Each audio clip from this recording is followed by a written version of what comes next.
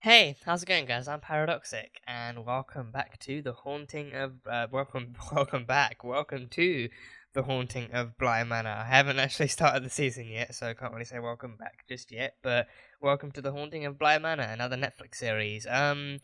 If you guys remember, the first one, The Haunting of Hill House, was actually on a show.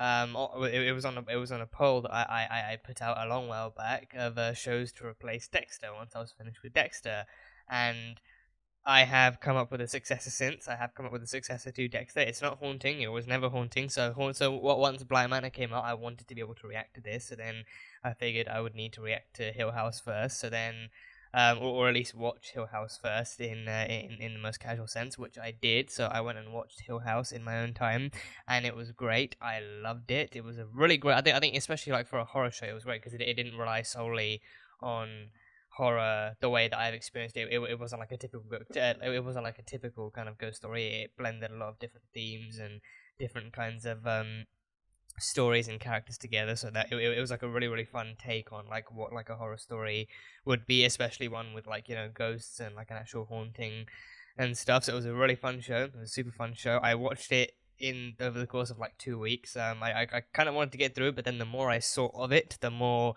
I actually wanted to watch it. So it was really easy, like a nice little motivator to actually finish off that section. So yeah, so now I'm on to the Haunting of Bly Manor, and to my knowledge, this is I don't know if this is a direct sequel or if this is something else entirely. If this is maybe like set in the same universe, but it's like a different story that maybe still takes place after the Haunting of Hill House. Maybe Bly Manor was up next to be haunted. Maybe that's how the timeline went, but I don't know. What I do know is that some of the actors from Hill House are actually in this too. So I mean, I think that they do play different characters because Victoria Pedretti is in this, and I'm pretty sure she died in the first one. So I can only imagine she would play another character in this, one who actually does remain alive for this story. Because I think in the last one I was, because I think I saw I saw promo pictures when Bly Manor came out before I started watching Hill House of Victoria Pedretti in those promo pictures, and then I was like, wait, but isn't she in the first one too? So I went back and watched the first one, and discovered, yeah, she is, but she pretty much doesn't really. I mean, you know, as a living person, she doesn't really last beyond the first episode. But again, that is also one of the fun things that they did, which I really enjoyed. They actually managed to incorporate her into pretty much the entire show as one of like the driving factors, and had like an entire episode dedicated to her character's death and how she still. I think her ending was actually the one that got me the most, and the one that I actually enjoyed the most. To know that she was the bent neck lady the whole time. Like she was the one haunting herself throughout the entire thing, and especially like the way her death went. Like she, fell and broke her neck, and then she kept falling and falling and falling. Like that whole sequence, the way it was shot, the way it was executed, was just so good. So much good stuff happened in Hill House. So I have a lot of faith in Bly Manor going in terms of what kind of stuff they might pull off, both jump scare wise and story wise. So I am goes without saying I'm looking forward to it. But Victoria Pedretti is in this. And I think Carla Gugino, I think I've seen pictures of her that I can only assume are from this because the pictures I've seen, like the screenshots I've seen, I don't remember her looking the way she did in those in Hill House. So I can only assume. So I think some actors they have brought back to play different characters in a different story, but under the same kind of haunting kind of series and stuff. But we do have some new people coming in. One of the actresses, Amelia Eve, plays a character in this, and she's started her own social media, so she's been fairly interactive. And Rahul Kohli, he's in this too. I've seen him. He's been in a bunch of different stuff. I haven't really seen all of it. I haven't really consumed all of his media. So last thing I saw him in was Harley Quinn in DC's Harley Quinn. He voices Scarecrow rather minimally in that. He voices Scarecrow, but he's a very talented actor. He's been in a bunch of different stuff. So it will be fun to see how he pulls off this role as well. This show along with all of his co-stars. And yeah, just a smattering of other people whose faces I recognize and names I do not know. So Yeah, it will be a fun ride. But yeah, I've been waiting to actually. I've been waiting to actually start this show for a while and actually fit it in somewhere on my schedule. So now I actually finally have it. I can sit down. I can get into it, and hopefully. I mean, the last season, the last season, I didn't really. It didn't make me jump all that much. It just really creeped me out. It was really creepy. I think it had less of like somewhat less of a jump scare factor and more of a creep factor. The way the stories interwove and the way the ghosts actually came up and the way the different things were explained. It just had like a huge creep factor, which I think I value. I value creep factor more than I actually do jump scares. Like jump scares can get you, but with creep factors, they stay with you. They actually do, like creep factors get you thinking. Creepy stuff actually keeps you on your toes and keeps you thinking about that kind of stuff. So I'm hoping that gets carried on into this story. Um, but yeah, that is pretty much all I've got for pre-episode kind of speculation. I can't wait to get into this. So I feel like that's exactly what I should do. So if you guys want to catch the full length reaction, because this is just going to be the highlights, if you guys want to watch the full episode along with me, that reaction is going to be over on Patreon. You just need your own copy of the episode. This will be streamed off of Netflix, and then you can sync it up, and it'll be good to go. So, yeah, Haunting of Bly Manor, Season 1, Episode 1. I mean, I don't know if this is Season 1, I don't know if there's going to be a Season 2 of Bly Manor, but either way, Episode 1 of Bly Manor. Let's go.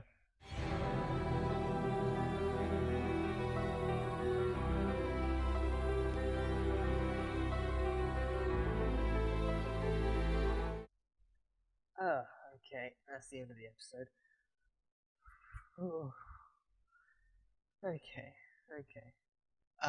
Okay, yeah, that was great. That was a really great opening. That was a really great opening, and yeah, I think one of the first things, because like with these, like even with the first, even with the Hill House, like the way the episode actually rolls out is they do the opening title sequence first, and then the actual episode starts playing. So I figured, I figured as soon as it started, as soon as the actual title, what looked like a title sequence started actually playing, I figured, okay, it's the same way they're gonna go with this, and they brought back a lot of the similar music. They brought back a lot of the similar music that they used in the first season, and this one, the intro is like a remixed version. It's like a bit more of like a not drab, but like a bit more of like a dragged out version of the original one. It has like the same kind of piano tunes to it and the same kind of melody to it and everything. It's a really well done version. So this one is a bit more remixed. But then in the scene where in the scene I also noticed in the scene where Dani was talking to Hannah in that little kind of chapel-y, like that mini chapel thing, like whatever it was, that one had the same kind of piano track they used in the finale of Hill House. That same kind of piano tune, the way it goes. So that was I read like it's one of my favorite tracks on the show. So I recognize that almost instantly. But yeah, no, it was a great opening. This was a really great opening to the series, and I can't wait to see more. I can't wait to get into more of it. And yeah, so Victoria Pedretti is playing Dani Clayton, an au pair, recently hired, a newly hired au pair for the two kids, Miles and Flora. And she already seems. I mean, understandably, she's a very different character. And I think again, I can't remember when, because I think there is a future. Like they started off with the future in this episode. They start off with the future, and Carla Gugino's character was actually kind of frontlining the future in this, and that the future took place in 2007. But then the flashback, the story she's telling takes place in 87. So yeah, I can't remember what the kind of timestamps or the dates were for the first one. I think, but I feel as though because this one is a story being told from her perspective. I feel like because like with Hill House, that like the whole point of that story was the fact that they were showing us what happened in the past, but then the events of the past and the stories of the past also intertwined and kind of repeated itself in the future. So like ghosts were coming back and memories and stuff were coming back, and it was actually affecting the present day versions of the characters. So for that it made sense. But I think with this one, like for this one, the majority of it, like the story feels like it will focus majorly on what happened in '87, but with the kind of overlaid narration at times of Carla's character in the present day. So I'm wondering who she actually plays, because I thought, oh, maybe she's playing Dani, and but then yeah, I don't know, but I think she might be involved in the story so much. She said it was someone else's story, and then it cut straight to Dani walking down the street in London. but Carla plays someone British, so I don't know if I don't know. I mean, maybe she plays Jamie. I think it sounds plausible enough. I don't know. Maybe could be. Yeah. I don't know. I think it's a guess because she's British and she says it's someone else's story too. So the story clearly, she is telling someone else's story, and that someone else seems to, be Dani. So, and it's not her who's actually telling the story. So it might be Jamie, but then we've got to progress further on and see how Jamie gets intertwined into Dani's story too. So yeah, and again, just all the more reason for me to get into it. But this first episode was really fun. And again, the creep factor is maintained. The creep factor, I think, is somewhat maintained. They did build it up. They did do a fair bit of build up, especially with the jump scares. Like first, it's with the taxi passing by and showing the person with the glowing white eyes. That is a new style of ghost. Like before, it used to be actual, like a corpse walking around or something like that. But with this one, it's actually like it seems like they've actually put a bit more CGI into this ghost. So we haven't actually seen the ghost in person. And we've seen three different ghosts technically maybe. Yeah, like one of them is the person in the mirror, that pops up, and then the mirror one has been built up. The mirror one has been built up over time, and that one a couple of times it definitely got me. So they did a good job on that one. And then the second one is, I think I recognize it. It's like as in what they're wearing, because I think the first time I couldn't tell because the camera was so zoomed in and the actual aspect of the thing was blurred out. But then the camera started to focus on the subject, and at first it looked like really long crooked fingers leaning into the frame. But then as it refocused and as it turned around, I realized that the first time it looks like one of those old plague masks that plague doctors used to use. They used to have like really wide masks with like really crooked noses and stuff, and they used to wear robes and hats and shit. So it looks like one of those. I can't be truly sure because again, they haven't really showed it properly, but it looks like one of those. And even at the end, it was at the end of the hallway. And that's the thing, especially with a show like this too. I experienced like similar stuff last season. Like they'll have a conversation running like for like 5, 10, maybe even 15 minutes, but then the way they actually, like it's one of the things that makes the cinematography of the show so good. Like they actually have the camera positioned and framed so that you see the main characters in the frame, but then in the background you see something that catches your eye, like a silhouette, like a shadow or something in the mirror. Like, and it's why I mean the mirrors. I'm because of horror movies and horror TV shows. I'm always on the lookout for stuff that looks suspicious, and mirrors,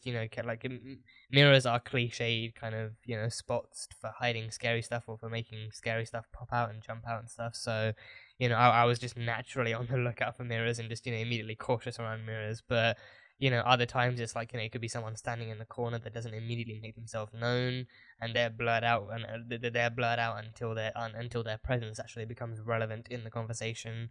Like that kind of storytelling, I feel like is really, really cool as well. So it seems like a nice normal conversation, except when also the fact that there's kids involved. So kids are like natural kind of magnets for scary stuff and creepy stuff that goes on. They're often like the mediums through which the jump scares and the creep factors are kind of translated into the story. Like the kids in this one, the kids in this, like, and kids usually like they're the ones who actually see stuff that adults can't. They're the ones they're the ones that the kind of spirits, if you will, kind of feed upon, and they're the only ones who can see like what's in the corner or what's in the mirror, or they're the only ones who can communicate with the ghost and all that kind of stuff. So I think that one, it seems well maintained for this show so far. That seems really fun.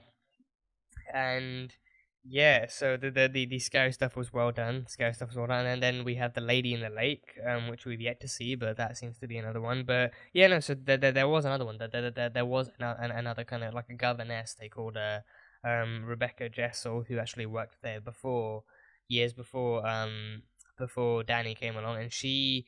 So yeah, so her story is pretty sad. Her story, I think she was driven to suicide. She met a man whilst working at Bly Manor, and then the guy stole her heart and also the kid's uncle's money. I don't know what the uncle's name is. I forgot to write that down, but he is played by the guy. I think Henry Thomas is his name. He's played by the guy who played the original dad in the flashbacks in the last one. So yeah, they brought like quite a few like actors back this season. and also taking the time to introduce some new ones too. So I think so far the casting seems pretty great. All the characters seem to really mesh together well. So the characters and the casting so far seem to be, well done. Seeing the woman who plays Hannah Gross again, I recognize her. I've seen her face in various other places. Can't, because again my memory is crap, so I can't really place them too well. But she seems like a fun character so far. She seems quite peculiar, like quite kind of particularly tied to Bly Manor and stuff, and he seems to kind of understand what's going on in more kind of in more somewhat more like depressing ways than anything else. So she feels like she's gonna be the one kind of telling Dani the stories of what's happened here, what's like really sad about this place, and what kind of drives that kind of haunting and everything. And yeah, and then you got Rahul Kohli, you got good old Kohli playing Owen. So he was not the taxi, he was the kind of temporary taxi driver. He was just kind of picking Dani up and bringing her to Bly Manor, but he is the cook. So yeah, and he studied in France and then came back when his mother fell ill. So he's come back to kind of take help, work at Bly Manor because he gets paid to be the cook there, and he's also lives nearby. So I think Bly is like the whole kind of town. Bly is the town that everything resides in, and then the manor is just a manor out in the country with a nice, lovely stretch of green and lakes and ghostly presence to keep everyone, to keep all the living people company as well. So it seems fun in that sense. And Owen, so he plays Owen. And Owen and Hannah seem to get along too. Hannah kind of gives Owen some high praise, and Owen just kind of seems to be like this, really cheery guy who, he handles the kids pretty great, and he gets along with, Jamie and Hannah pretty great. And yeah, I think so. Yeah, I trust that it's a faithful kind of translation of what Rahul Kohli is like as a person. But no, he's very, very active on Twitter, so I think it's nice to know he's actually kind of very interactive with his fans and everything. And he kind of picks up projects, and he picks up people on the way as he does that kind of stuff. So it's cool. But I mean, I do know of other places he's been in. He's been in I think iZombie is probably his kind of for probably his first kind of live action thing, like his breakout kind of role. I've seen one episode of it. And I can't for the life of me remember what actually happened because it was years back. But I've seen one episode of iZombie. But he was fairly prominent. He was a fairly prominent kind of character in iZombie, so that was cool. And most recently I've caught him in DC's Harley Quinn. He voices Scarecrow in that, and he does a pretty good job. I've seen one episode in which he does. I don't know how heavily he's featured in that, but he seems alright. So yeah, I look forward to seeing more of him in this too, and more of him and Hannah. They seem to get along great, so looking forward to how that goes down. We have Hannah, and then yeah, the gardener, Jamie. Yeah, she seems really cool. She seems cool. She again, even the narrator kind of noting her presence and her entrance into the episode as a whole, into the scene. Like she just walks into the kitchen after a day of after a afternoon of busy gardening, and she didn't really take much notice of Dani. Just kind of she swapped some eye contact, but then that was it, and she just kind of referred immediately afterwards to the kids and stuff like that, and then sat down to have lunch. So I don't know what kind of character what kind of character she's gonna be, if she's gonna get too involved or with Jamie, or if she's actually gonna be out and about. Because I mean she's the gardener, so I assume that means she's the gardener of Bly Manor. Because Bly being a manor, I'd assume it has a pretty big fucking garden, but also maybe like a vegetable patch or like a greenhouse or something. So yeah, I look forward to seeing more of her too, and seeing what happens with her. But yeah, so those are I think most of the characters, and then Flora and Miles. We've got Flora and Miles. They seem and again, I think them being the kids of this kind of show, and especially with this kind of setting, seems like especially like for the actors themselves, they've got like a big heavy load on their shoulders. They've got to put out so much and kind of act out so much as well. Like they I think like Flora seems very, very chipper and very, very kind of talkative, like at an appropriate level too. She's got a lot of thoughts in her head, and she she has the freedom and feels the freedom to voice them. And her favorite word is splendid. Her favorite word is perfectly splendid. But she's really, really cool. And Miles, Miles is Miles. Then yeah, no, I think I won't lie. That first scene of him not even bothering to knock, but just kind of creaking open the door as Dani was undressing was undeniably creepy. Even without that didn't even seem like a ghost thing. Didn't even seem like there were ghosts involved telling him to. I mean, and again, like as soon as he showed up, I was wondering like, wait, how did he manage to get back to the room without Hannah noticing? Because Hannah took the kids away in that scene. She actually actively took them away. So I don't know how he would have, unless she was unless she was caught up in conversation with Flora, and then Miles just kind of saw that opportunity to slip away and give her the butterfly thing, because that was why he was there. I mean, it was why he was there, but then the creepiness came in, and he just creaked open the door as Dani was undressing. So yeah, but I mean, it's pardon me, I need to actually drink some water. Yeah, it doesn't seem like there was too much ghostly presence involved. I mean, I think there definitely is an element. There definitely seems to be an element, and like an element of the ghost telling the kids what to do and telling them, like, especially at the end when they locked her in the cupboard. When they locked her in the cupboard, that seemed to be like like the punishment. Because I think the first time, like Flora was especially kind of adamant that she stays there. That doll stays there. You put her back. You leave her there. Because I thought like a hand was gonna come out from under the cabinet and actually like grab Dani and hold her there or something. But no, I think just just that doll just stays there. So who that doll is, what that doll is, because I think because she makes dolls too. She makes dolls, which is, I mean, if anything, like the downside is that a lot of them look like voodoo dolls. The upside is that she has amazing craftsmanship. She has really great craftsmanship. So props to that. Props to that. But but she left one by the lake. She left one by the lake. So I'm wondering, and like she left one that actually looked like a voodoo doll down by the lake, and there was another actual voodoo doll looking doll on the parapet too, where Dani saw that man. So I'm wondering if she makes regular dolls for her room, regular enough dolls for her room, but then the actual voodoo-looking dolls she leaves in other places around the manor, or like around that kind of property where there are other actual spirits. So like the Lady of the Lake has her own kind of voodoo doll out on the lake, and then the parapet guy has one just kind of stuffed into the bricks somewhere that like where Dani found them, and then there's probably one in the room too, but no, but the second time she picked it up, it wasn't even under the cabinet. It was literally just standing on the carpet, and then Dani kind of accidentally kicked it with her foot, and then she picked it up. So that one seems more like a little bit of like a purposeful setup to me almost. So I don't know. And then because she picked it up, then the kids probably listened to the ghost, and like the ghost probably told them, oh, she deserves to be punished. Go lock her in the lock her in the closet or something. So then they lured her into the closet to find the fan, and then they locked her in, and then pretended they couldn't open the door again. And instead they locked it up, and then they took out the key and left her in there for like an hour or two. And then she saw the ghost. She saw the ghost again in the mirror.